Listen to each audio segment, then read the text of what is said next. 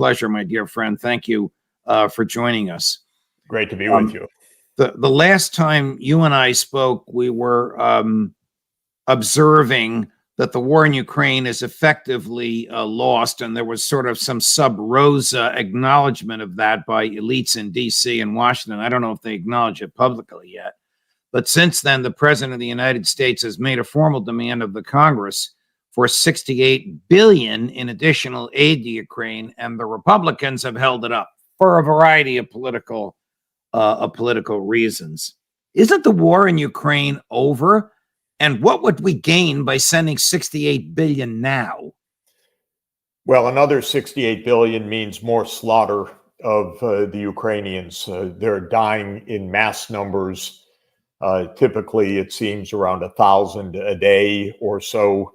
The Russian air superiority, drone superiority, artillery superiority means that Ukraine is in desperate shape. People are being rounded up off the streets, a few days of so-called training, and then off to front lines with mass deaths. So there is no sense in more armaments right now that mean more deaths. Tens and tens of thousands of Ukrainians have died in recent weeks. It's an utter tragedy. And the one thing that Biden is incapable of doing, and he may literally be incapable of it, is negotiating with Putin. He just doesn't negotiate. He doesn't discuss. He doesn't get at any of the real issues that started this war and that have had the war continue. The United States blocked every off-ramp that was possible because this has been a war to a very great extent about Biden's relentless insistence that NATO will enlarge to Ukraine. And every time that Ukraine has said we can be neutral, the United States has rejected that, thrown the Ukrainians back to die on the front lines, and then just more of this, basically because, as is typical in U.S. failed wars and goes back to Vietnam, you just keep the fighting going no matter how many deaths, how much disaster, until after the next election. That's what Biden's trying to do. But, you know, the next election's a long way off, and that's a lot of people that will be dead uselessly, tragically, if this continues. So I applaud the Republicans for saying, no, this makes no sense.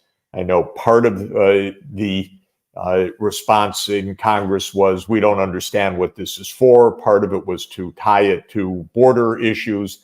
But the bottom line was that they blocked this, and that's the right thing to do.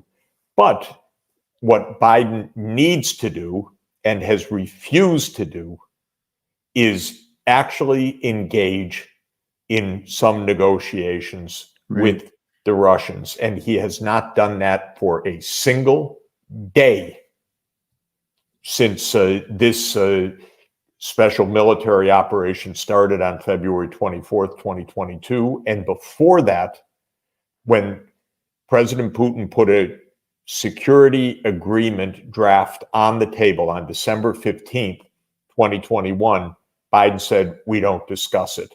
So this is a president that has failed miserably in his role of negotiations. He misses the most basic line, that one of the first lines President John F. Kennedy told us in his inaugural address on January 20th, 1961, let us never negotiate out of fear, but let us never fear to negotiate. And President Biden is so afraid of negotiating that he has just told the Ukrainians, just go into battle, and it's hundreds of thousands of Ukrainians dead and hundreds of thousands wounded. The country is being destroyed, and all Biden can do is come up with this story that there's no alternative because otherwise we'll be fighting the Russians. The man is absolutely out of reality. I'm sorry to say it. You may be onto something, Professor Sachs, with his fixation on Putin and unwillingness to speak to him. I don't know if you've seen this clip. It was just yesterday. It purports to be spontaneous. I don't know if he can talk for 2 minutes spontaneously or if there was one of those giant teleprompters behind the television camera. But here he is yesterday speaking to a television camera somewhere in the White House. The most terrifying aspect of this speech is about 3/4 of the way through, where he basically says, if you don't give me the money I want, and if we don't help the Ukrainians out, you're going to see American soldiers fighting Russian soldiers in Europe. I want your thoughts on this. Good afternoon, everyone. I'd like to speak to you today about an urgent responsibility the Congress has to uphold the national security needs of the United States and, quite frankly, of our partners as well. This cannot wait. Congress needs to pass supplemental funding for Ukraine before they break for the holiday resources. As simple as that. Frankly, I think it's stunning that we've gotten to this point in the first place. While Republicans in Congress are willing to give Putin the greatest gift he could hope for and abandon our global leadership, not just in Ukraine, but beyond that. If Putin takes Ukraine, he won't stop there. It's important to see the long run here. He's going to keep going. He's made that pretty clear. If Putin attacks a NATO ally, then we'll have something that we don't seek and that we don't have today. American troops fighting Russian troops. American troops fighting Russian troops if he moves into other parts of NATO.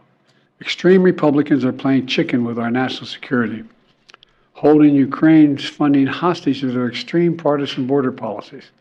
And now they're willing to literally kneecap Ukraine on the battlefield and damage our national security in the process. Look, I know we have our divisions at home. Let's get past them. This is critical. Petty, partisan, angry politics can't get in the way of our responsibility as a leading nation in the world.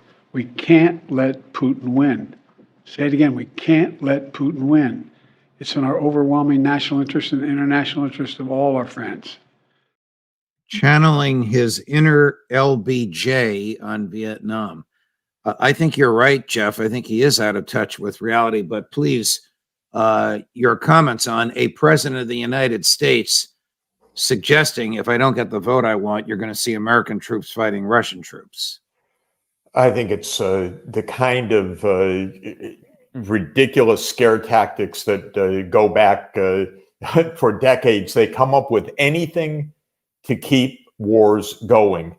The domino theory, which is basically this: if we don't waste another $61 billion and tens of thousands of more Ukrainian deaths, the next thing is we're going to be fighting here, then here and here. This is exactly what they said about Vietnam, that all Southeast Asia, the whole world will fall to communist domination and so forth. This is typical. And Biden has been at this a long time. He knows that, I don't know if he knows now, he's a really old man, but he should remember the truth of all of this. Russia wasn't demanding any territory. Russia was demanding Ukrainian neutrality. That's all. Don't push NATO here. And then Biden was part of a covert regime change operation in February 2014 that overthrew a Ukrainian government that was pursuing the policy of neutrality. That's the truth. Victoria Nuland, his undersecretary of state, was caught online saying who was going to be the next prime minister after Yanukovych was overthrown. Then came the Minsk agreements. We've talked about this. The Minsk agreements were an agreement between Ukraine and separatist regions that said Ukraine would enable autonomy for the ethnic Russian regions. And then the United States said, blow it off, doesn't matter. Even though the UN Security Council backed the agreement, Russia said, aren't you going to enforce what you have signed and you're supposed to guarantee? No.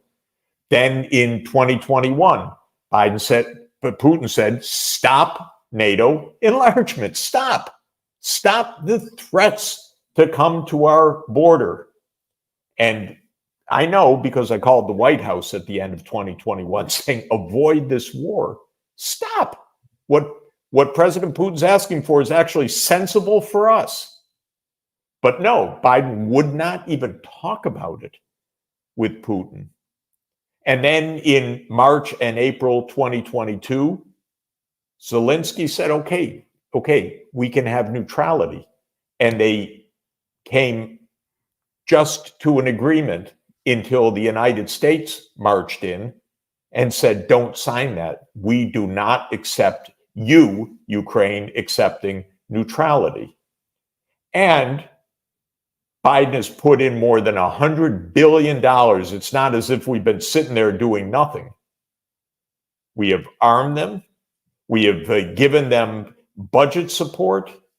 This is just a disastrously failed effort, and he won't tell the truth, as usual. Just keep it going and then raise the stakes. This is Biden's folly, and it's got to stop. What do you think motivates them? Do they want to enrich? Is it something as base as enrichment of the military-industrial complex? I mean, he must know that the war is unpopular. Isn't a single American soldier going to wish to go over there to die for Ukraine? Politicians usually are motivated by getting reelected. This doesn't even advance that ball. These are coalitions of forces. So definitely the straightforward make money for the big five in the military-industrial complex, Northrop Grumman and Boeing and Lockheed and General Dynamics. Yeah, that's part of it, actually. And you can even watch the congressmen. I know some of them. Oh, they just want to sell armaments. And even Biden tried the absolutely unacceptable ploy of showing, you've got to vote for this $61 billion. Look at the jobs in your district, as if the best thing we can do is make armaments and send Ukrainian kids to die. That's and they were showing them, they were saying, yeah, absolutely, this is good for your district. This is good for jobs in your district. So that's part of it. Part of it is the neocon fantasy of the unipolar world that we can do anything, go anywhere. And NATO expansion was the emblem of that. And that's Victoria Nuland. That's Jake Sullivan. That's Blinken. That's Biden. They've been at this since they were a team in the Obama administration. This goes back a long way, and it has failed. They played a bad hand miserably, and they kept raising the stakes with a terrible hand. I don't even know if they have a pair of twos in their hand, but they kept raising the stakes. Putin kept calling, and they kept raising the stakes. And here he's trying this mad effort at the end when everyone can see who's following this day to day. This is a disaster. It's time for negotiations. It's actually time to say, you stop and we stop. And we got to figure out how to make peace come again. And Biden won't even try. Maybe he's just too old. Switching gears, Professor Sachs, to the other hot spot. Since we spoke last, the truce has ended. The IDF has resumed its efforts at ethnic cleansing in Gaza. Where is the outrage that you and I remember from the Vietnam years among American academics and intellectuals? You work on the Columbia University campus when you're not traveling the world. Where is the outrage amongst academics about this slaughter? Well, first of all, there's such a strong attempt to strong arm everybody don't say a word about the 17,000 Palestinians that have died. Don't say a word about the million that have been displaced. Don't say a word about the hundreds of thousands of homes that apparently have been destroyed in the bombing. If you say a word, you're anti-Israel, you're anti-Semitic. This is the latest attempt to silence anybody that opposes U.S. policy. From whom is this? From whom, excuse me, Professor, from whom is this don't say a word command coming? Is it just a social pressure? Is it the administration of great universities? Well, look, I'm away, but I saw in the press, I read today how the university presidents were grilled by Congress. There's a lot of posturing. This is American politicians have long believed that their ticket to success is to back Israel unconditionally. And what we're doing right now is more than backing Israel unconditionally. We are the suppliers of the bombs that are killing thousands, probably by the end of this, tens of thousands of women and children, innocents in Gaza.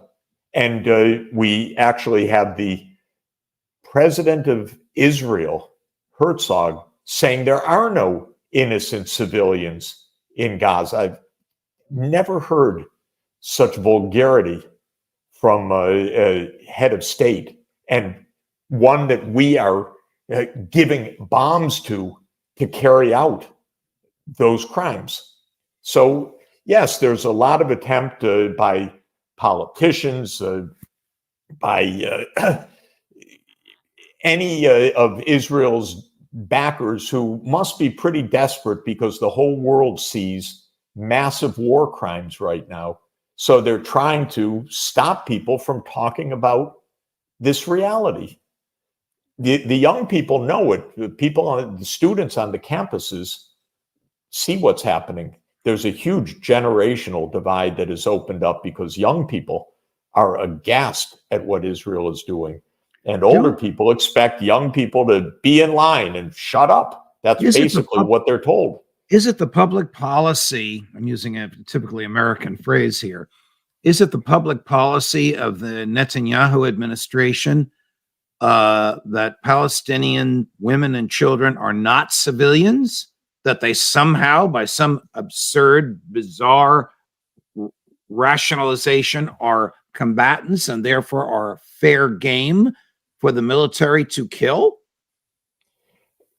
I think that there is plenty of evidence that the intent of the Israeli government is a mass ethnic cleansing.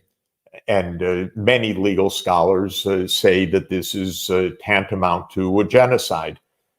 In the Genocide Convention, one of the crucial points is intent. And boy, the ugly stream of rhetoric that has come out of the cabinet of Israel is absolutely shocking, that Gaza essentially will be unlivable afterwards, that there are no innocent civilians in Gaza. So legal specialists on genocidal intent are collecting these phrases, and the Israeli cabinet is not holding back, I would say, on providing evidence of this sort. So I think the intention was to cleanse Gaza. And the Egyptians said, no, not on our watch. You're not doing that. And the Israelis said, okay, we're going to bomb the north. People should flee for their lives to the south. We know that thousands and thousands could not flee and died under the rubble. Then they went to the south, and now they're bombing the south. Right. They're bombing the south. And now we have even stories in the New York Times, which is not exactly an anti-Israel newspaper, that the Israelis are telling the Gazans go here, and then they're bombing the places that they've instructed the population to go to. And in our context in the United States, our politicians just want performative acts every day of support for Israel. That's all. They don't say a word about thousands and thousands and thousands of innocent people being killed by American bombs. But this is direct American complicity. It's legal complicity. It's moral complicity. It's a geopolitical disaster for the United States. I'm out around the world hearing the rest of the world's views, not the cocoon that the mainstream media or the US Congress has. There isn't anybody that I have come across in Asia, in Africa, in Latin America, in the Middle East that has the slightest positive word to say about the United States. The US is just viewed as an accomplice to a massacre. And here's you mentioned intent, which of course is key in any violation of international law. Though, as you know, international law is almost useless because it's not enforced. The United States vetoes very appropriate offerings in the Security Council. You know this better than anybody. However, here is Secretary Blinken.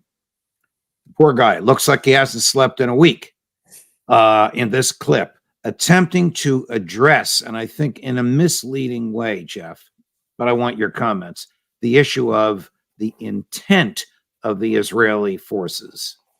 You've talked about what you made clear to Prime Minister Netanyahu and the War Cabinet, but what concrete and specific assurances have you gotten from them, if any? Based on what you heard from them today, are you confident Israel will follow the international laws of war in southern Gaza when it resumes its military operations? Thank you. Great. Thanks, Mara. So, as I said, we made clear the imperative that before any operations go forward in southern Gaza, that there be a clear plan in place that puts a premium on protecting civilians, as well as sustaining and building on the humanitarian assistance that's getting into Gaza. And the Israeli government agreed with that approach. Israel understands the imperative of protecting civilians, the imperative of humanitarian assistance, and will continue to work to ensure that that carries forward in practice. And again, as I said to the Prime Minister, to the War Cabinet, intent is obviously where you start, and it's vitally important. And I'm very confident in the intent, but results, of course, are fundamentally what matters. But Professor Sachs, I submit that that is grossly misleading. If Israel understands the imperative of protecting civilians, it's obviously not acting on that understanding. And first of all, our intent from what people do repeatedly. But by the way, when it comes to Israel, they're saying it. So this is clearly Blinken repeating a line by lawyers in the State Department who are urging the Israelis, don't get so far out that you are going to be charged with massive war crimes and perhaps with genocide because your intent is plainly visible. So This is a complete dodge, but a dodge that comes from some lawyer telling Blinken, tell your Israeli friends.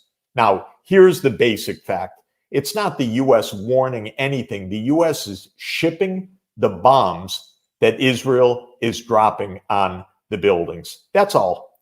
This is American armaments, and it's not American armaments that were stockpiled years ago or weeks ago that just happened to be American in Israeli hands.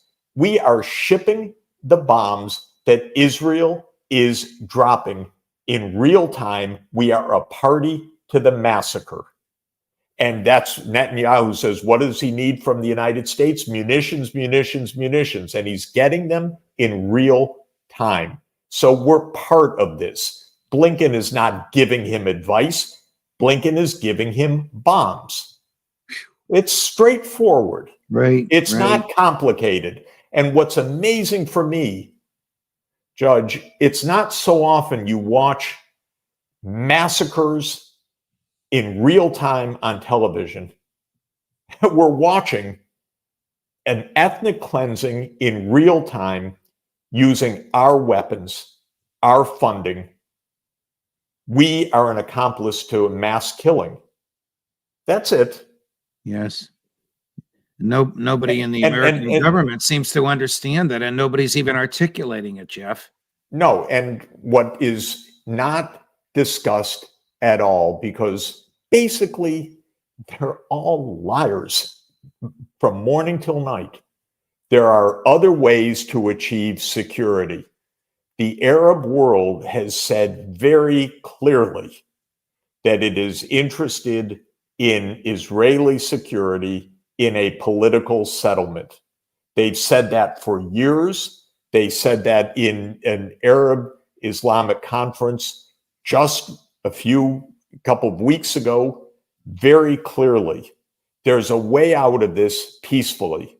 The point, though, is, and it's a very obvious point, the Netanyahu gangsters, they don't want a political settlement. They want Israel in full control. Again, it's not a matter of inferring intent. This is exactly what Netanyahu says, that Israel will control Gaza. So they don't want a political settlement that would give them security. They are aiming at ethnic cleansing. It's an absolute war crime. It's repeated war crimes, but the United States is a party to it. We are every day supplying the bombs that are being used in this mass killing. How do you see this ending, Professor Sachs? I see it ending actually perhaps sooner than we think, when the whole world, except two countries, says it's got to stop. And the United States shakes a little bit because Biden's approval ratings are in free fall, absolute free fall. The Democratic Party is hemorrhaging support, and the support in his foreign policy has disappeared.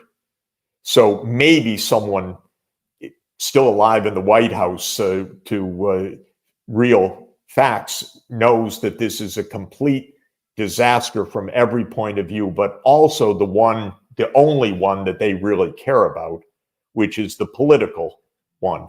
This is a complete disaster for the administration. This will absolutely drive the American population away from Biden.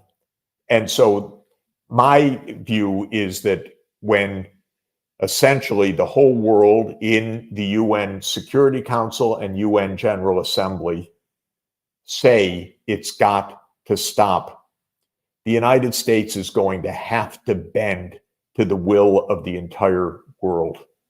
And that may sound surprising, but I think it's actually going to happen, because this is devastating for American foreign policy, but it's also devastating for Biden's politics. Do you think it's going to happen when other countries threaten military intervention, or sort of a diplomatic ostracizing of the U.S. and the Israeli governments? I think mainly the latter, mainly showing that the world is aghast at these crimes. The United States is hemorrhaging any kind of support anywhere in the world. The costs to American foreign policy, to American diplomacy, to American legality are absolutely enormous. And I think this becomes more and more clear. UN Secretary General Antonio Guterres invoked a very rare emergency clause in the UN Charter, Article 99, directing the UN Security Council to take up this issue with all urgency. This is very rarely done, but it is a measure of not only the grave crimes that Israel is committing, but a measure of the enormous stakes involved in a whole world that is witnessing slaughter. And so the Security Council will take this up this week. I am hoping that the Security Council not only will push for a ceasefire, and if the United States stands alone in a veto to stop the mass killing, it makes it even more extraordinarily clear the American complicity in this. But I am hoping that the UN Security Council will follow through on more than 5 decades of resolutions that say that the solution to this ongoing bloody crisis is a state of Palestine and a state of Israel living side by side. And for all those who say that's impossible, there's no one to talk to and so on, talk to Saudi Arabia, talk to Jordan, talk to Syria, talk to Egypt. They've just said a week ago, they say every day, yes, that is the solution. So we fake it by saying there's no one to talk to, keep the bombs going because there's no one to talk to, but there are plenty of people to talk to.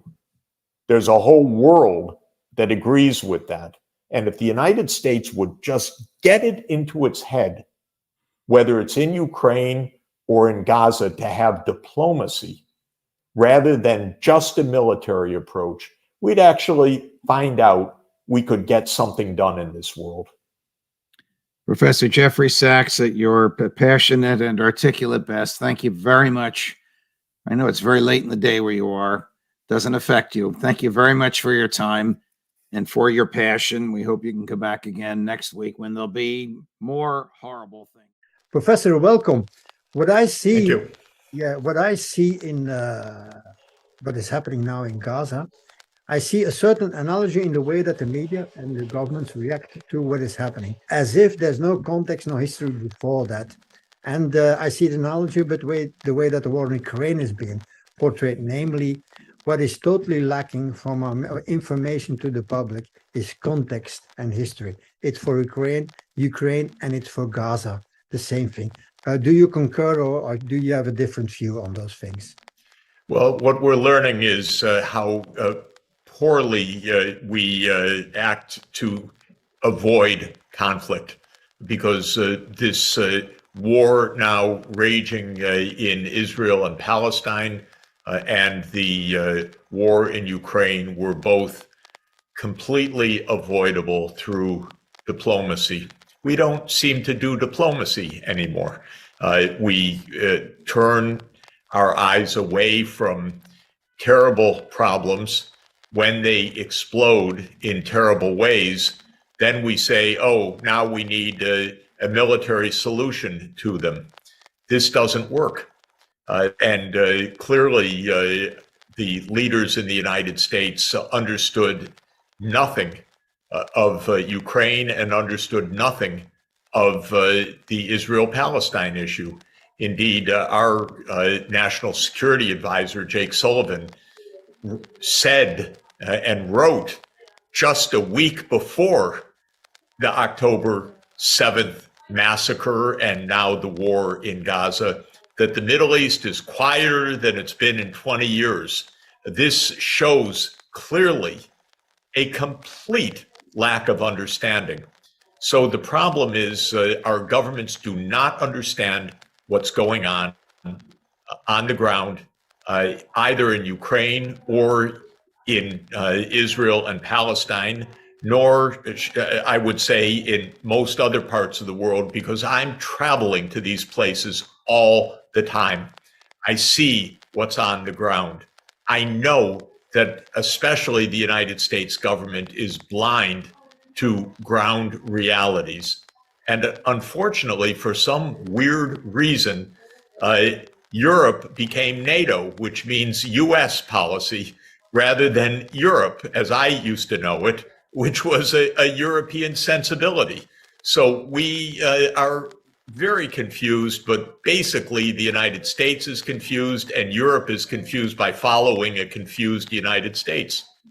That is something that I can totally agree with, and that we on our website portray in a similar way, namely a total lack of understanding and also a total lack, if I may add, of respect for other views on the issues, as if how we see things is the way and there's no other way to see things.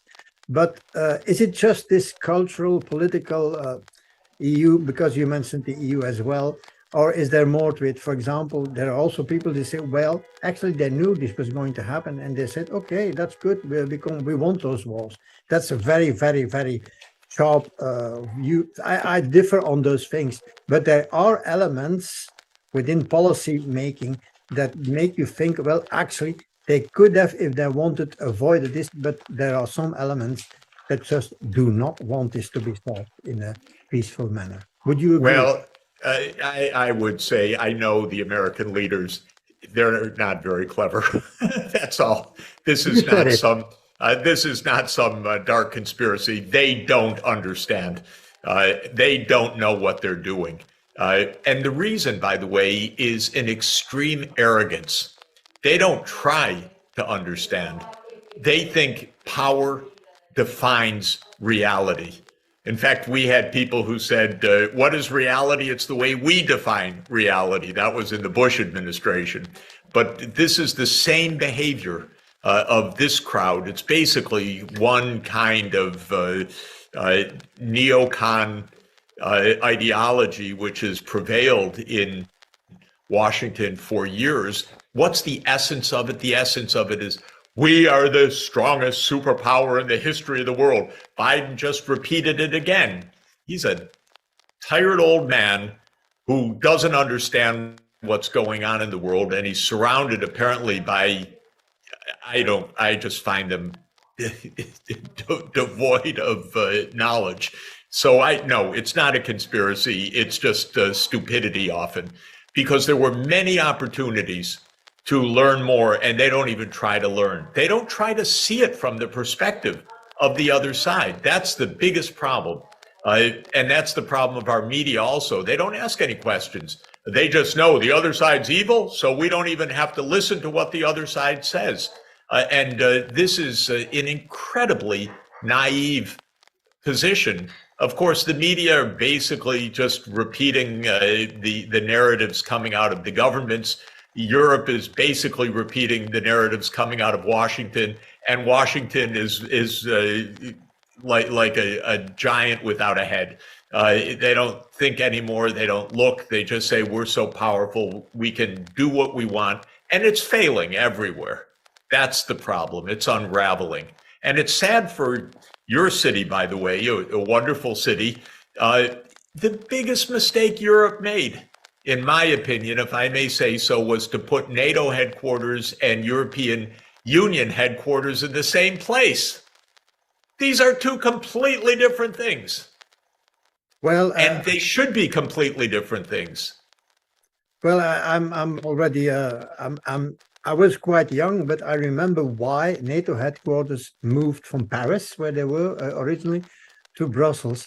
And the Belgian authorities, they just did it for mercantile reasons. So they had jobs, buildings, stuff. That's how low the standard was to accepting a military organization like that. But you mentioned arrogance, ignorance, and so on. I do recognize that in our own EU and EU member states governments, but without the power.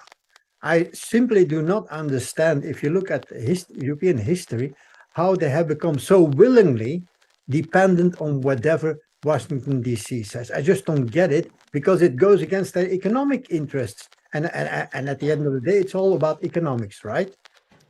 I spoke to a leader in Europe who, as usual, I was complaining that Europe doesn't speak up for its own interests.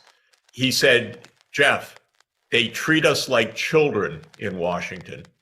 Now, why you would let yourself be treated like children is quite another matter. Europe is history of 3,000 years. the United States is young, arrogant, and ignorant by those standards. Why doesn't Europe tell Washington something about how to behave? With all the experience Europe had with wars, with all of the breakthroughs that Europe had in forming a true community or union, why doesn't Europe share some knowledge, avoid the wars? I'll give you an example. The precipitating cause of the Ukraine war is this NATO enlargement, this constant drumbeat. We're going to surround Russia with our military bases everywhere. Anyone that doesn't understand this just hasn't been paying attention for decades to this. Now, in 2008, when George W. Bush Jr., not the brightest of our presidents, I might say, this is pretty clear, when he pushed NATO enlargement to Ukraine at the Bucharest NATO summit, And European leaders said to me at the time, "My God, what's your president doing? This is so dangerous. This is so provocative. Why is he doing this?" But they all said it privately. And then the United States pushed and they said, okay, we won't set a roadmap, but we'll make the commitment and so forth. Oh, come on. This is really weak. And you could watch the steps one by one to how this comes to war in the end, especially the big step in February 2014 when the United States helped to overthrow the Ukraine government, because the Ukraine government, the president Yanukovych, was for neutrality rather than for NATO enlargement. And again, the European leaders went along with this. Come on. This is sensible? This is safe? This is prudent? No. And then the European leaders went along with completely dissing the Minsk II agreement, which was a chance, ratified by the UN Security Council to actually make some peace. Again, Belgium is a good example. Belgium, it's complicated, binational country, not always getting along. It's a complicated history. Belgium should understand Ukraine has a similar problem. That's what Minsk II was about. Okay, couldn't a Belgian leader stand up and tell the truth to say to the Ukrainians, probably better. We have some experience with this. We had to even divide the library of the University of Louvain because, every other book had to go to the other university. Belgium went through this. So why can't there be some shared wisdom in Ukraine? You really should have a federal system. You really should have some decentralization. I know the Americans, they're so stupid. When Minsk II came, they told the Ukrainians, "Oh, don't worry about it. We want a unitary state. We like the Western Ukrainians in charge right now. You don't have to give in." Even when the UN Security Council backs this, even when France and Germany and the Normandy process say, "We are the guarantors of the Minsk II agreement." So, I think the mainstream media, by the way, I don't know what got into them, but they don't do their job, which is why we're talking, because the mainstream media would have all the eyes on them, but nobody believes them anymore because they don't tell anything about the real context in which these crises are occurring. And people sense that, they know that. That's why they're looking for alternative sources of information. It's good that you mention our own country's federal system here.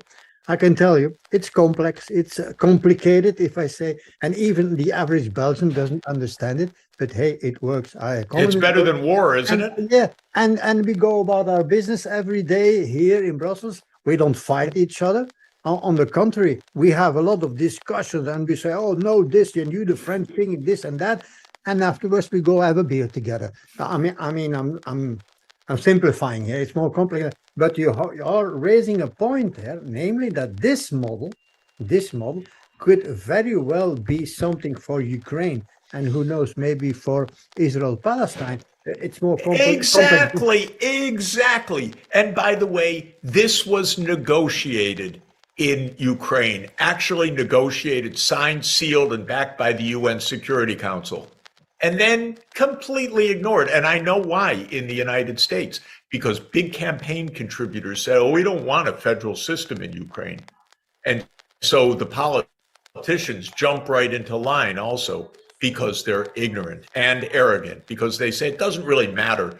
We are the ones that are going to be able to push this through. Think of the arrogance of overthrowing Yanukovych. This is what, and who was the point person on that? Our current Deputy Secretary of State, Victoria Nuland.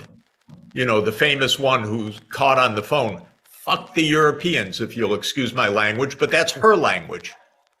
Caught on tape. That's your closest ally in Europe. Isn't that wonderful? Come on. Yes, absolutely. We can do better than this. Now to go back to the present situation, we know that any negotiation is out of the question for the moment in Russia, Ukraine, for reasons that you have already elaborated on other ways, where the US, UK, and others said, no way, you're going to keep fighting till the last Ukrainian. But Israel, Palestine, Gaza, when the UN is asking for it, many countries. In fact, only 2 days ago, all the Arab ambassadors here at the EU, and there are a lot of ambassadors here in Brussels, they had the same point of view. We want immediate ceasefire and a passing of all humanitarian aid. That is their common goal. So basically what it means is that Gaza has reunited the Arab countries, which is not exactly on what the agenda of Israel and the United States was about. Yeah, even China has brought together Iran and Saudi Arabia in recent months. So we're really in a situation where the United States basically stands alone, and Europe is looking around. Well, what do we do? Because our the United States is doing this, so we have to follow them. But you look at the vote in the UN Security Council, or on Brazil's resolution for a ceasefire. It was 12-1, the one being the United States standing alone. There were 2 abstentions, the UK, because the UK couldn't take a step, can't go to the loo, if I may say so, without the United States permission. And Russia, for technical reasons, since it was basically backing this intricate process, but very much in favor of the ceasefire. In other words, the United States stood alone. Okay, and gives a blank check to Israel to continue massive bombing in Gaza.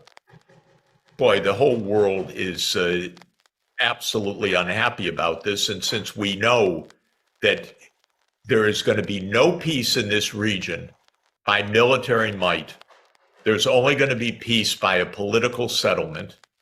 And that political settlement, by the way, was promised decades ago of a Palestinian state, and it has never been brought to fruition.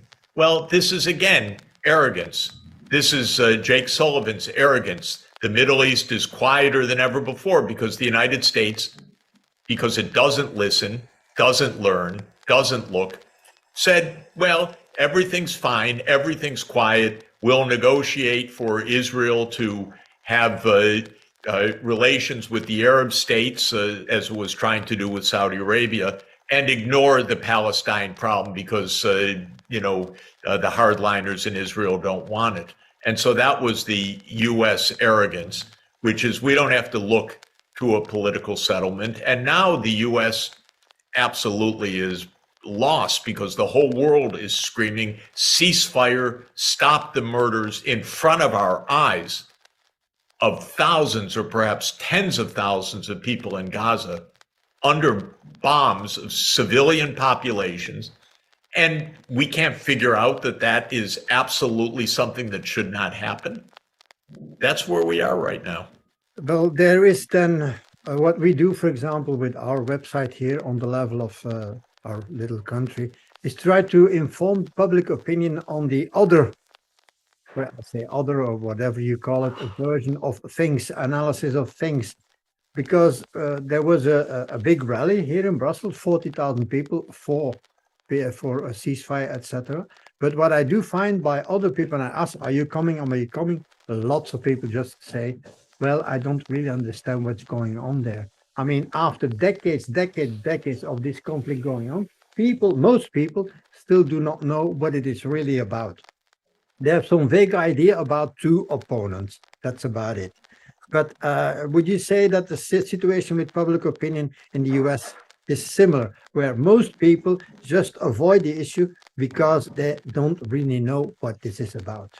It's interesting. I don't have the hard evidence, but I think there's a generational divide also. I mean, there's general ignorance, but there is a generational divide where older people in the United States tend to say, you know, Israel is all right, and younger people tend to know after decades something's really wrong in how the Palestinian people have been treated. And so I think that there's a gap also across the generations. And we're seeing it even in the universities where the students are saying, you know, this is not fair, what Israel's doing. And the older people and the donors to the universities and so forth say, quiet, you don't talk about Palestine. This is all about Israel. And so we're seeing some of that divide intergenerationally also. But in general, we don't try to understand context. And it's like George Orwell told us in his great novel, which looks more and more like history, 1984, that history is to go down the memory hole. It's to be rewritten for the convenience of those in power today. Basically, the favorite word of our government narratives is unprovoked. The word unprovoked. This is meant to say you don't have to know anything about context. You don't have to know anything about history. This just came out of the blue. It's just pure evil. So you don't have to understand the past. You just have to side with the military approach. The problem is that does not solve any problems. And since I'm now 68 years old, I've lived through basically nonstop US wars. 70 on this side. Yes, there you go. You know, I've seen, but for me as an American, it's just war all the time. And that, by the way, was also George Orwell's insight, that it would be perpetual war. Of course, you'd erase which side you're on. So occasionally you'd be told it's not Eurasia, it's now the other one. You know, it's incredible. But this is my whole life. I've been told by Washington, don't worry, everything's fine. It's all under control. We have the most powerful military. We'll solve it. Militaries do not solve political problems. Political problems are solved by politics. And the problems in Ukraine and in Israel-Palestine are political problems. Mm-hmm. They're not amenable to military solutions. Absolutely. I do remember, because we talk about context and history, when a Native American leader was talking here in Brussels a few years ago, and he said, "You're mispronouncing history. It's always his story that you're telling." And I said, yeah, you got a point there. History is what the victor tells you it is. But anyway, it is indeed a sign of, well, to be positive. Indeed, here also the younger people who are saying, listen, guys, because it's mostly guys who do the stuff. Listen, guys, this cannot go on like this. We have to really change the things. Anyway, any last remarks, Professor? Well, I think the main point is it's never too late to negotiate. It's not right, even in Ukraine, to say, well, it's just going to have to run its course. What's running its course is the lives of thousands of Ukrainians every week who are going to their slaughter. This country is not being saved by NATO. It's being destroyed by this quest for NATO, which is not going to happen, because that is viewed by Russia as a fundamental threat. And we've known that all along. And if we had any prudence at all, we would have saved Ukraine. But to this day, all Biden has to do is pick up the phone to Vladimir Putin and say, President Putin, we have reconsidered this NATO enlargement. We've heard your complaint. Now we want to talk with you about ending this conflict and the Russian troops going home and solving this thing peacefully without NATO enlarging and threatening you, and getting back to solving the problems within Ukraine as the Minsk agreement had tried to do. Now, this is the call that has never been made from Washington.